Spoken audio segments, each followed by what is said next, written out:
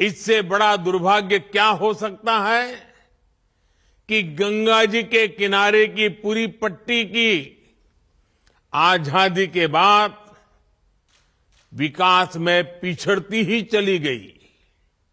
आगे जाने की तो बात ही छोड़ दीजिए।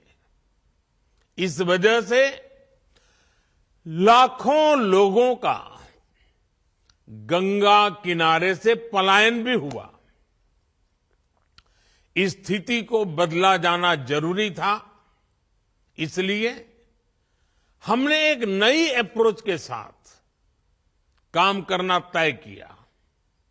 हमने एक तरफ नमामि गंगे के माध्यम से गंगा जी की निर्मलता के लिए काम किया, वहीं दूसरी तरफ अर्थ गंगा का भी अभियान चलाया। अर्थ गंगा यानी हमने गंगा के आसपास बसे राज्यों में आर्थिक गतिविधियों का एक नया वातावरण बनाने के लिए कदम उठाए। ये गंगा विलास क्रूज इस अर्थ गंगा में उसके एक अभियान को नई ताकत देगा। उत्तर प्रदेश, बिहार, असम, पश्चिम बंगाल और बांग्लादेश की यात्रा के दौरान ये क्रूज हर तरह की सुविधा मुहैया कराएगा। साथियों, आज मैं उन सभी विदेशी टूरिस्ट का विशेष अभिनंदन करता हूं जिस क्रूज के माध्यम से पहले सफर पर निकलने वाले हैं। आप सभी एक प्राचीन शहर से एक आधुनिक क्रूज से सफर करने जा रहे हैं। मैं अपने इन विदेशी टूरिस्ट साथियों से विशेष तौर पर कहूंगा कि India has everything that you can imagine. It also has a lot beyond your imagination. India cannot be defined in words. India can only be experienced from the heart. Because India has always opened her heart for everyone, irrespective of region or religion, creed or country.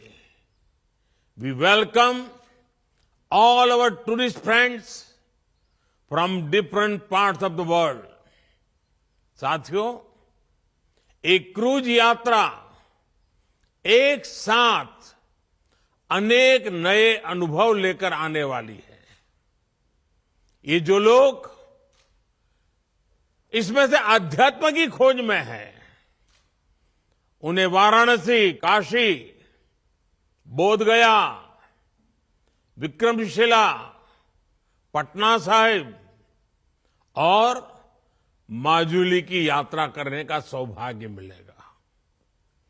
जो multinational cruise का अनुभव लेना चाहते हैं, उन्हें ढाका से होकर गुजरने का अवसर मिलेगा। जो भारत की नेचुरल डायवर्सिटी को देखना चाहते हैं, उन्हें ये क्रूज सुंदरवन और असम के जंगलों की सैर कराएगा।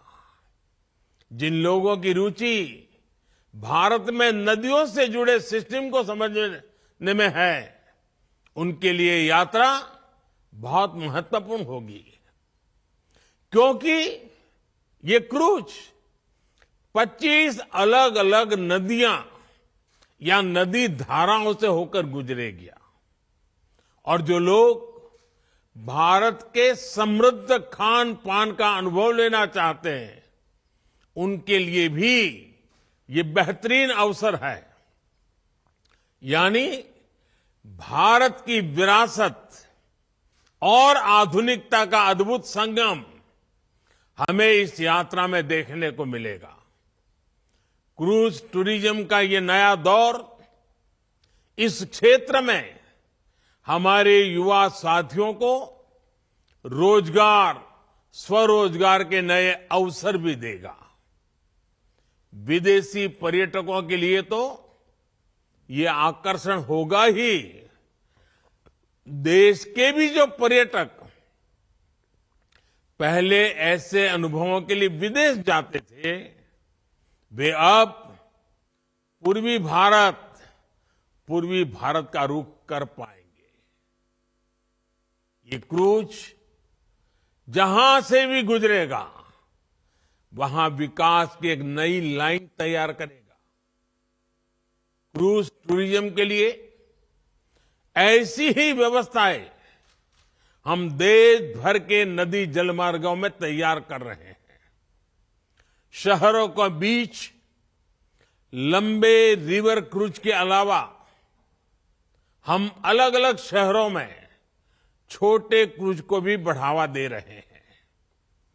काशी में भी इस प्रकार की व्यवस्था अभी चल रही है। ये हर पर्यटक वर्ग की पहुंच में हो, इसके लिए बजट से लेकर लग्जरी क्रूज तक हर प्रकार की सुविधाएं देश में विकसित की जा रही हैं। साथियों, देश में क्रूज टूरिज्म और हेरिटेज टूरिज्म का ये संगम ऐसे समय में हो रहा है जब भारत में पर्यटन का एक बुलंद दौर शुरू हो रहा है। বিশ্বের দীর্ঘতম ক্রুজ গঙ্গা বিলাস তার যাত্রা শুরু এবং ভার্চুয়ালি তার উদ্বোধন করলেন প্রধানমন্ত্রী নরেন্দ্র মোদী। এই বিলাসবহুল ক্রুজ কেমন দেখতে, ভেতরটা কেমন, আমাদের প্রতিনিধি তুলে ধরেছেন তা।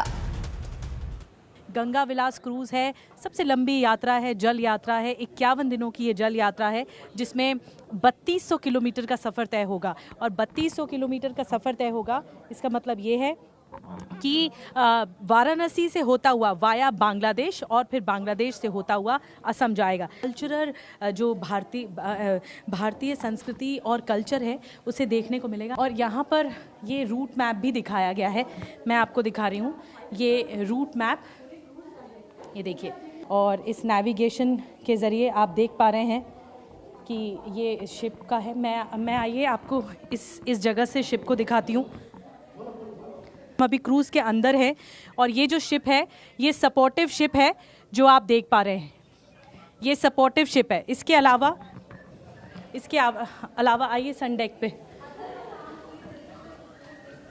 तो इस वक्त हम गंगा विलास क्रूज़ के अंदर मौजूद हैं और अब हम सन डेक की ओर जा रहे हैं। गंगा विलास क्रूज़ जो कि एक बेहतरीन मनोहर दृश्य देखने को मिलेगा। लोगों के बैठने की स्पेस है।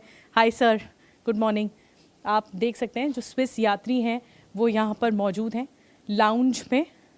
इसमें भी जो आप बता रहे हैं, जैसा कि चेयरमैन ने बताया, राज सिंह ने, कि हर जगह पे जैसे जो सोफ़ा सेट्स भी होंगे या इसमें एक भारतीयता की झलक होगी। कल्चर जो है भारत की संस्कृति जो है वो देखने को मिलेगी। हम क्रूज़ के अंदर आ चुके हैं जिसका इंतज़ार हो रहा था। जो 2 दिन से हम कोशिश कर रहे थे कि क्रूज़ के अंदर एक झलक मिलेगी, वो नहीं मिल पा रही थी। आज हम क्रूज़ के अंदर मौजूद हैं और सन डेक पे मौजूद हैं जहां पर 32 स्विस यात्री मौजूद हैं। आप देख रहे हैं स्विट्ज़रलैंड के यात्री, मैं उनसे भी बात करूंगी, लेकिन हमारे साथ कैप्टन महादेव हैं जो कि नेविगेट करेंगे और जो शिप की रवानगी होगी तो एक कैप्टन का रोल बहुत अहम होता है। अब तो देख रहे हैं कि सिचुएशन कैसा है, तो it's very difficult for navigation, but हम लोग के पास में जीपीएस है, रूट चार्ट है, एवरीथिंग है। सो वो देख के हम लोग को अगर विजिबिलिटी नहीं भी है तो हम लोग चला सकते हैं, क्योंकि हमारे पास रूट चार्ट होता है कि रूट चार्ट देख के हम कोई भी नहीं देख रहा फ्रंट में भी हम ले सकते हैं, जहाज को सेलिंग कर सकते हैं। ये है लाउंज एरिया। चाहे वो सोफ़ा सेट हो या इसका इंफ्रास्ट्रक्चर हो शिप का या क्रूज़ का, इसमें पूरी तरह से भारतीयता की झलक देखने को मिल रही है। ये 3200 किलोमीटर की यात्रा है। अब तक अगर जो क्रूजेज़ आप देखेंगे वो 2200 या फिर 2700 किलोमीटर तक होते हैं जो बाहर फॉरेन कंट्रीज़ में क्रूजेज़ चलते हैं, लेकिन ये पहली बार है कि 3200 किलोमीटर्स की यात्रा तय करेगा जिसमें भारत के 5 स्टेट्स हैं और बांग्लादेश के भी कई स्टेट्स होंगे।